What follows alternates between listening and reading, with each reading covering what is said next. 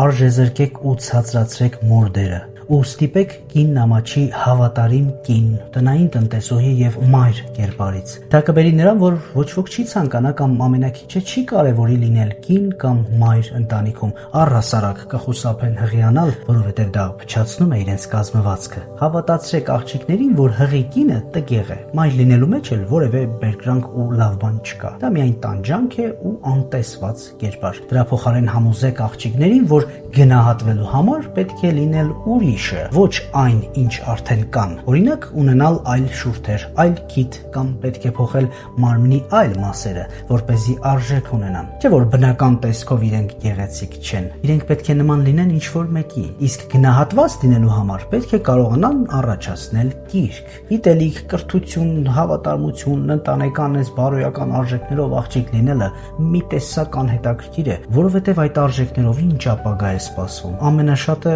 կազմեն ընտանիք ու դառնան մայր։ Փոխեք տղամարդկության արժեքները եւս։ Համոզեք տղաներին, որ իսկական տղամարդ լինելու համար սկզբունքայնություն, հավատարմություն, պատասխանատվություն, սրանք հնացած խոսքեր են։ Իրեն հարգող տղամարդը պետք է կարողանա հայհոյել, ծխել, խմել, որտեղ պատահի թքել կամ թքած ունենալ այլոց վրա, բռնանալ ու ծաղրել թույլին, հատկապես բռնության ենթարկել սեփական կնոջը, կարողանալ ֆլիրտ անել ուրիշի կնոջ հետ, բաշարել, խաբել իրեն վստահողներին։ Իսկ կայացած տղամարդ լինելու համար գիտելիք, կրթություն, աշխատասիրություն ունենալ ընդհանրապես պարտադիր չէ։ Բավական է թանկ հեռախոս, մեքենա, մեկ էլ աղջիկների հետ հարուստ անցյալ ու ներկա։ Դե աղջիկների հետ էլ առանձին աշխատանք ենք տանում, չէ՞։ Նրանց էլ արդեն համոզել ենք, որ իրենց բնական տեսքն ու գիտելիքը ոչ ոքի չի հետաքրքրում։ Նրանց առանձին պատրաստել ենք, որ լինեն կրքի ու շքեղության խորհրդանիշ։ Ինչպես մի գույք, թանկարժեք հեռախոս, մեքենա, զարդ, որպեսզի ընկերուհիներով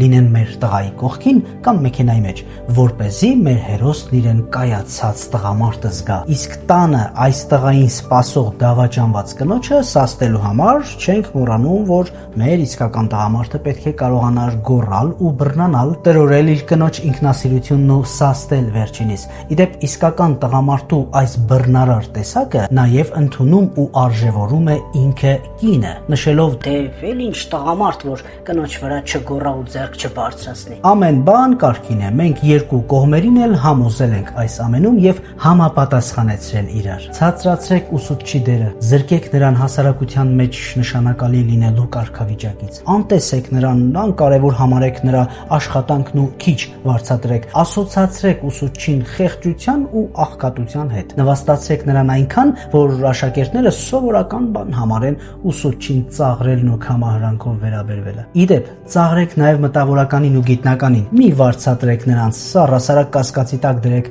նրանց մտքերն ու գոյության կարևորությունը ազգի մեջ, որպեսզի ոչ ոք լուրջ չընդունի ու չհետևի նրանց։ Ամեն բան արեք, որ ոչ ոք չցանկանա դառնալ խելացի, չէ՞ որ դա ամոթ է։ Աղավաղեք մշակույթն ու արվեստը, երգ, պար, թատրոն, այս ամենը դարձրեք ժամանցային զվարճանքի գործիք, մեթոդ։ Համոզեք մարդկանց, որ թատրոնը երբևէ կրթական լուրջ գործ չի արել, դա հոլիվուդյան ֆիլմի նման մի բան է։ Ընթացքում կարող ես հուզվել, ծիծաղել, այդքանը նույն ֆիլմն է, մի տարբերությամբ, որ այստեղ դերասաններին կարող ես տեսնել անձամբ։ Իսկ թատրոն պարբերաբար հաճախելն ընդհանրապես պարտադիր չէ, դա ավելի շատ սիրելիին ժամադրելու կիրթ վայր է, վայր էլ չէ, տեղ։ Այն որ պիտի հրավիրեիր սրճարան բիստրո, հրավիրում ես թատրոն, այսպես ավելի կիրթ մարդու տպավորություն կթողնես։ Մեծ հաշվով կարելի է համատեղել պեչենի, սուրճ, արևածաղկի սերմ, սեմը չկա, վերցնել ու ներկայացման ժամանակ բզբզալ, համակ լռության մեջ բացել դրանց ճռճռան թղթերը, թող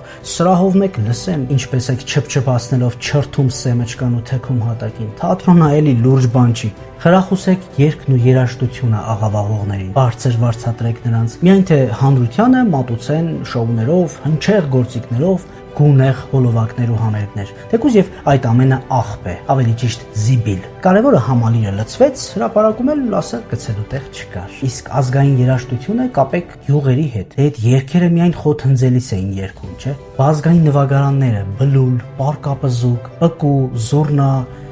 ինչ անուններ են։ Դրանք սովորեք, որ ինչ անեք։ Ասենք Քամանչայով ում ստեղծագործությունն եք նվագելու, Աշուղ Ջիվանու թե Գուսան Շերամի, ընդհանրապես էս ովքեր են։ Մի հին նուրբ գործիք կա, քյամանի։ ինքը հրաշք ու նուրբ տեմբր ունի, բայց իմ հիվանդ մայրը կամ քո շուստրի հայրը, այս ճոխ ռաբիս երգերը ահա որ անհետաքրքիր կհնչի քյամանիով։ Ու հետո ազգային նվագարաններն իրենց տեմբրով կարող են վնասել ու խայտառակել ռեստորանում միկրոֆոնը մինչև կոկորդը խրած ծամոնի ձայնով երգչի կատարումները։ Ինչևէ, ազգային նվագարանները թողնենք, դուք սինթեզ նվագել սովորեք։ Համ էլ սինթեզի մեջ բոլոր գործիքների ձայները կան՝ շվի, սրինգ, դուդուկ, կանոն, սազ, թար, տավիղ, ուդ եւ այլն։ Երբ վերացնեք ընտանիքի դերը կարևորող մորը, պատասխանատու եւ սկզբունքային իրական տղամարդու կերպարը, նվիրյալ ուսուցչին, արժանապատիվ մտավորականին, ազգի մշակույթն ու արժեքը դարերի մեջ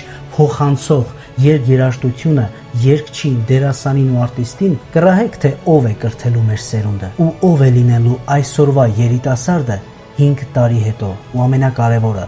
ում շահերին է ծառայելու նա։